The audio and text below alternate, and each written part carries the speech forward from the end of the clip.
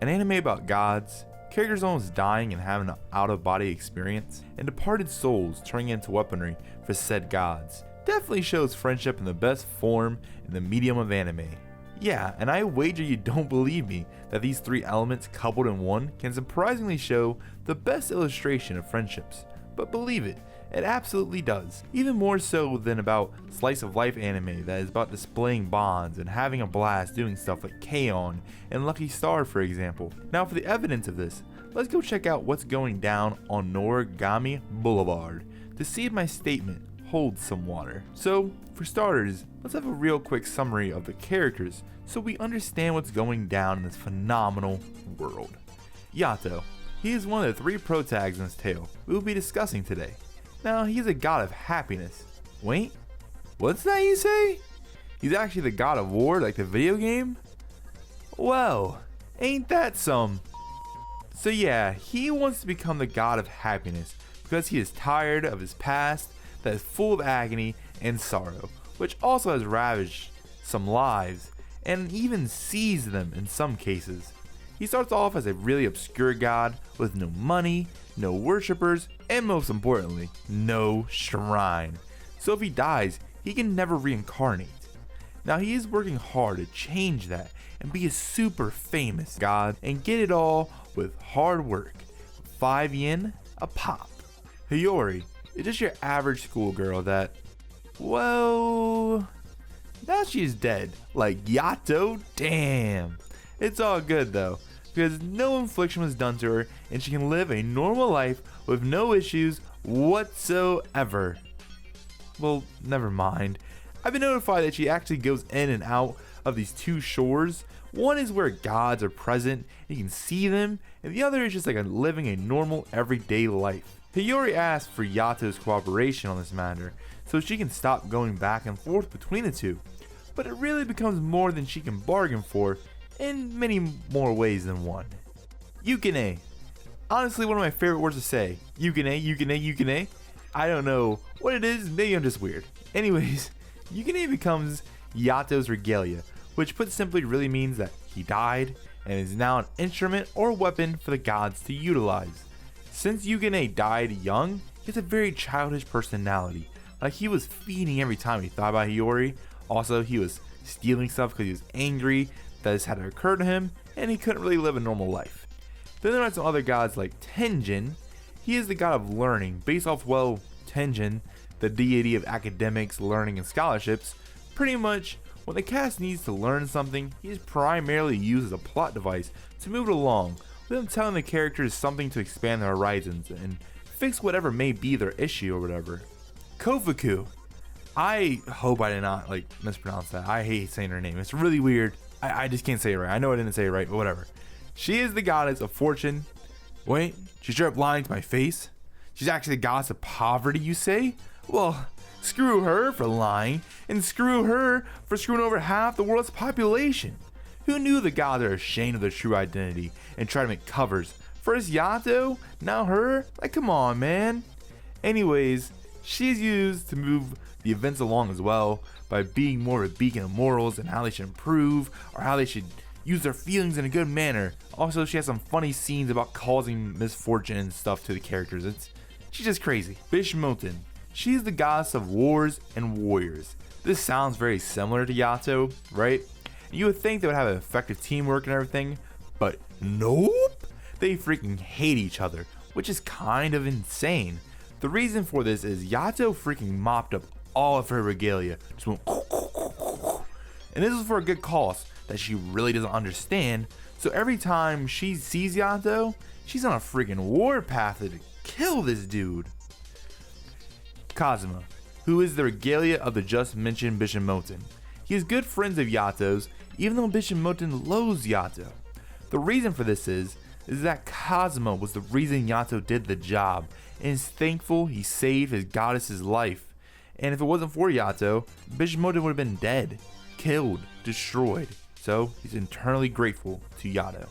Nora. She is Yato's first regalia and is pretty much a hoe because she becomes everyone's regalia far and wide. She's used by everyone in every dirty job or task. she's pretty much used because they don't want to use the regular cool regalias. They want to use the ones that already have a bad feeling on them. Anyways, she has this sick need of Yato and wanting to be Yato's #1 regalia, no matter what. But since Yato has changed his ways, he has since thrown Mayu away for a better and brighter future. I've gone over some of the characters in the story that we will discuss today. There are way more and they're cool and funny and whatever, but I'm just going over the integral ones.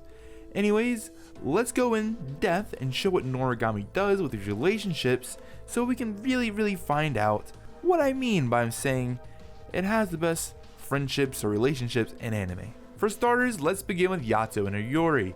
When Hiyori first realizes she is going in and out of consciousness at pure chance, she enlists Yato's help to fix the situation, since it was his fault in the first place. Yato would do it for a small debt of about, 5 yen, because hey, a god gotta make a living somehow, you know what I'm saying? Yato doesn't make it that much of importance to him from the start, because he legit doesn't know how to fix it. Then he becomes great friends with Hiyori, even better friends when to be honest, over a couple of arcs and stories, and does start to like her because Hiyori was the first one to truly believe in the nice side of Yato, not the evil, murderous version of Yato that he was for hundreds and hundreds of years. Hiyori even built him his first shrine. While maybe pretty petite, it was a great big deal to Yato, so much that he wept.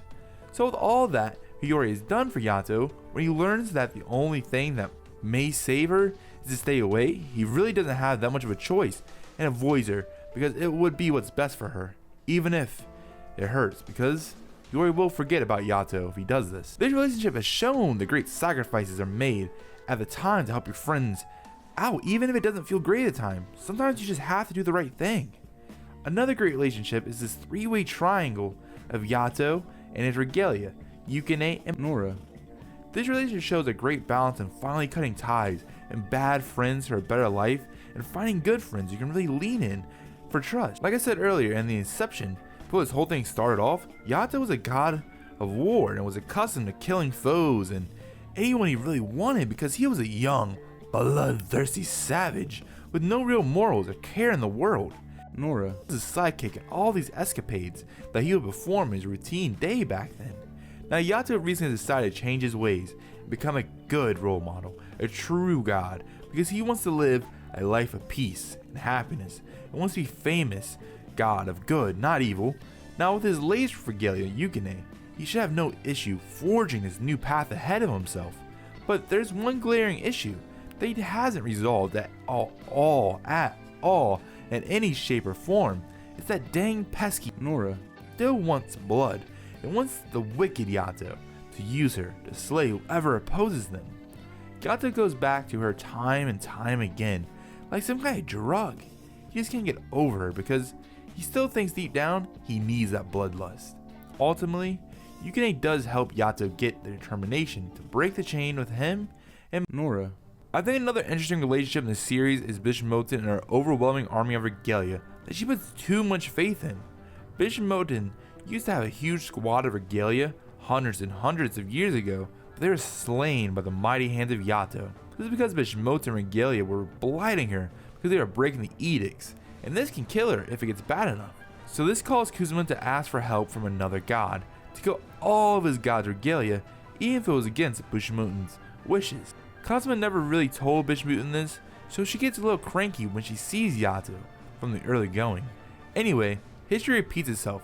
Bismuth is getting blighted once again. She's too scared to worry the people because it can make her condition more critical, but she has faith in her people to do what is proper and start following the rules. People have so much assurance and admiration that they are too scared to tell her something is wrong or talk about themselves in a regular manner, and they talk rather uncomfortable around her. So Bismuth's condition gets worse. Their regalia do a secret check on everyone to find out who is doing the oblations on their goddess. When they search, nothing is found at all. Long story short, all this trust makes for a big downfall for people.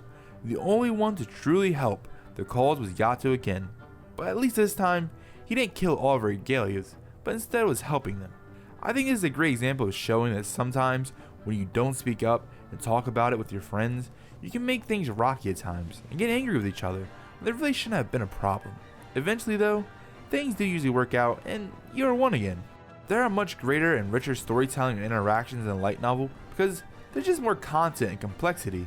Actually, did I just make a video about this very subject?